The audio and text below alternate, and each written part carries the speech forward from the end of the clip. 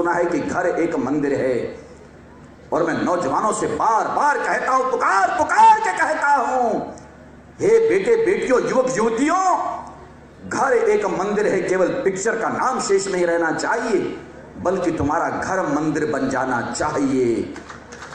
और तुम्हारा घर मंदिर कैसे बनेगा, कम से कम ये सूत्र तो ले लो। घर मंदिर कैसे बनेगा? मंदिर में क्या होता है? या तो मूर्त होती है या पुजारी होता है। ज्यादातर तो यही होता है ना। मंदिर में या तो मूर्त होगी और उसको संवारने वाला पुजारी होगा। मैं निवेदन करना चाहता हूं, तुम्हारा हमारा घर मंदिर बने, तुम्हारा घर मंदिर बने। ये मंदिर कैसे बनेगा? माँ बाप को देवता मान लो, खुद उनके पुजारी बन जाओ, तुम्हारा घर मंदिर बन जाएगा। हम अपने जीवन में कुछ इस तरह से संस्कारों को, विचारों को धारण करें। अपने जीवन को गति देनी है, जीवन को आगे बढ़ाना है, तो जीवन की वास्तविकता से अपने आप को परिचित जरूर कराना होगा। मेरे परमपिता परमात्मा ने इस दुनिया में भेजा तो यहां आकर के जीवन के मकसद को अगर ना पहचान पाए, जीवन के भाव को ना पहचान पाए, तो जन्म और जीवन दोनों व्यर्थ हो जाते हैं। इसलिए बड़ी गंभीरता से निवेदन करना चाहता हूं, जो हमारी प्यारी व्यासपीठ, हमारे संत महात्मा महापुरुषों का सानिध्य और सामिप्य आप लोगों को प्राप्त हुआ, और आज ऐसी दिव्य आभा, दिव्य भूमि जो मां के नाम से जानी जाती है, शक्ति धाम कहलाता है। ये केड गांव, केडिया समाज, आज उन्होंने केड गांव के नाम को भी धन्य कर दिया। केडिया समाज भी अपने आप में धन्य हुआ कि आप लोगों के द्वारा ऐसे दिव्य भव्य सुंदर आयोजन, और उसमें ये प्रेरणा बच्चों को ना मिले, ये प्रेरणा नौजवानों को ना मिले, ये कैसे हो सकता है? और इस संदर्भ में एक निवेदन ये भी कर देना चाहता हूं, हालांकि मैंने बहुत कहा इस बात को कि हे मेरी माताओं, बहनों, सज्जनों, यदि कोई भी शुभ काम करना हो, कोई भी शुभ काम करना हो, तो मुहूर्त निकलवाया करो। अच्छी परंपरा है। ब्राह्मण के पास जाओ, मुहूर्त निकलवाओ, अच्छी परंपरा है। लेकिन मैंने लोगों से यह भी कहा, अगर मंदिर में नहीं जा सकते, पंडित जी के पास नहीं जा सकते, मुहूर्त नहीं निकलवा सकते, तो एक मार्ग उन लोगों को हमने दिया, एक रास्ता और भी है, बहुत प्यारा मार्ग है कि अपने माता पिता के चरणों का स्पर्श करके काम शुरू कर दो, सफलता जरूर मिलेगी।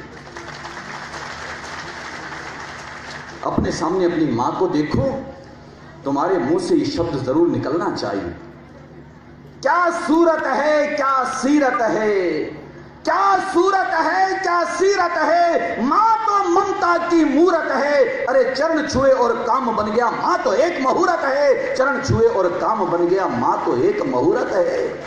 अब इनसे बड़ा मुहूर्त क्या होगा? इनसे बड़ा सुंदर आरंभ, प्रारंभ, शुभारंभ क्या होगा कि उनके चरणों का स्पर्श करें, उनकी आज्ञा को जीवन में ग्रहण करें और काम को प्रारंभ कर दें। मेरा तो यह मानना है, या मेरा यह दावा है कि सफलता जरूर मिलेगी, निश्चित रूप से मिलेगी। और अगली बात यह भी कहूं कि ऊपर वाले को, यह मैंने सुना था कभी, एक पंक्ति को मुझे बहुत प्यारी लगी कि ऊपर वाले को कब किसने देखा है। हालांकि वो सब जगह है, सब जगह व्याप्त है, लेकिन फिर भी उसको ऊपर वाला लोग कहते हैं। उसको कब किसने देखा है, अगर आपसे पूछा जाए तो शायद बहुत सारे लोग कहेंगे, ना महाराज जी, देखा तो हमने नहीं। इसलिए आज तुमसे एक निवेदन करना चाहता हूं, देखा न कभी उसको मैंने और इसकी जरूरत क्या होगी। देखा न कभी उसको मैंने और इसकी जरूरत क्या होगी। हे मां, तेरी सूरत से अलग भगवान की सूरत क्या होगी। इन मां बाप को देवता समझें, इनका सम्मान करें। अंतिम शब्दों में अंतिम बात कहना चाहता हूं, हे नौजवानों, आज तुम्हें यह कार्यक्रम समर्पित है, आज की सभा तुम्हें समर्पित है। इसलिए आप लोगों से कहना चाहता हूं, ये मेरी अंतिम बात निश्चित रूप से अपनी गांठ में बांध लेना, अपने साथ लेना। हमारी आंख से दो चीजें गिरती हैं, कभी भूलोगे नहीं जिंदगी में। हमारी आंख से दो चीजें गिरती हैं, या तो आंसू गिरते हैं या कुछ लोग गिरते हैं। मैं निवेदन करूं कि इसके मायने बहुत लोग समझे होंगे, आंख से कुछ लोग गिरते हैं जिनका चरित्र का पतन होता है, वो आंख से गिर जाता है। कभी नहीं भूलोगे, आंख से गिरे हुए आंसू को कभी उठाया नहीं जा सकता। अगर आंख से कभी आंसू गिरता है, उसे उठाया नहीं जा सकता, वो मिट्टी पर गिरता है और मिट्टी में मिल जाता है। इसी तरह से कोई इंसान अगर आंख से गिर जाता है तो आंख से गिरे हुए इंसान को भी उठाया नहीं जा सकता, वो भी मिट्टी में मिल जाता है। इसलिए मैं निवेदन करूंगा, अपने चरित्र का कभी पतन न होने दें, अपने चरित्र का पूरी तरह से प्रतिपादन करें, पूरी तरह से। आज राम सीता लखन उनका जिक्र होता है, रावण का जिक्र होता है। दशहरा मनाते हो, रावण के पुतले को आग लगाते हो। एक बार मैंने नौजवानों से उनको संबोधित करते हुए कहा था, हे नौजवानों, आज तुमसे एक बात कहना चाहता हूं। रावण के पुतले को आग इसलिए लगाते हो कि उसने सीता का हरण किया था, पाप किया था, राम जी के द्वारा मारा गया, उसके पुतले को हर वर्ष जलाया जाता है। मैंने नौजवानों से कहा, तेरी मुस्कान के पीछे कोई उलझन तो नहीं, तेरा संगीत कहीं दर्द का दर्पण तो नहीं। अरे देख, रावण का रे पुतला जलाने वाले, ऐसे व्यक्ति को शायद रावण के पुतले को आग लगाने का हक नहीं है। जिनके मन रूपी डोली में कोई और बसता हो, देख रावण का रे पुतला जलाने वाले, तेरी डोली में किसी और की दुल्हन तो नहीं। अगर ऐसा है तो रावण के पुतले को आग लगाने का हक तेरे को नहीं है। इसलिए चरित्र का पूरी तरह से प्रतिबद्धता के साथ जीवन में पालन हो। आज लक्ष्मण, हालांकि गहनों वाली बात आपने कई बार सुनी, आज लक्ष्मण जो है मुख के गहने नहीं पहचानता है, लेकिन आज प्रभु राम ने एक बात कही, बस एक ही मिनट में कह के बात को समाप्त करूंगा। आज प्रभु राम ने कहा कि लखन, इस चांद को जरा देखो तो सही, बिल्कुल सीता के मुख जैसा लगता है।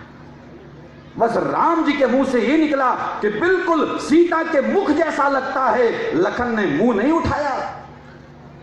राम ने कहा, लक्ष्मण, मैं तुमसे बोल रहा हूं, जरा देखो तो सही इस चांद को, ये चांद कितना सुंदर लग रहा है। लक्ष्मण ने फिर भी मुंह नहीं उठाया। राम ने तीसरी बात कहा। जब नाराज होने लगे तो लक्ष्मण ने एक बात कही, प्रभु क्षमा करें, अब के बाद मैं इस चांद को कभी नहीं देखूंगा। राम जी ने कहा, क्यों लक्ष्मण, ऐसा क्या हो गया? कहने लगे, प्रभु आज के बाद इस चांद को मैं कभी नहीं देखूंगा, क्योंकि आपने कहा ये चांद सीता के मुख जैसा है और मैं सीता मैया के मुंह को कभी देखता नहीं हूं। जब उसके मुंह को नहीं देखता हूं तो जो उस जैसा लगता है मैं इस चांद को भी कभी नहीं देखूंगा। ऐसा चरित्र था मेरे भारत के लोगों का। तो हम अपने जीवन में उस चरित्र को धारण करें, राष्ट्र प्रेम को धारण करें, बड़ों का सम्मान करें, माँ बाप का आदर करें, घर को स्वर्ग बनाएं, जीवन को जन्नत बनाएं। जन्म और जीवन दोनों धन्य हो जाते हैं। पूज्य महाराज श्री महामंडलेश्वर श्री स्वामी जयकिशन जी, आपको साधुवाद देता हूं, धन्यवाद देता हूं। केडिया समाज को धन्यवाद देता हूं कि लोगों के भाग्य जगाने के लिए, उनको दिशा दिलाने के लिए इतना सुंदर दिव्य भव्य आयोजन आपने किया। मैं इस व्यासपीठ को वंदन अभिनंदन करते हुए आप सबको साधुवाद देते हुए इतना कहकर के विराम लेता हूं। सर्वे भवन्तु सुखिनः, सर्वे सन्तु निरामया, सर्वे भद्राणि पश्यन्तु, मा कश्चित् दुःख भाग् भवेत्। ओम शांति शांति शांति।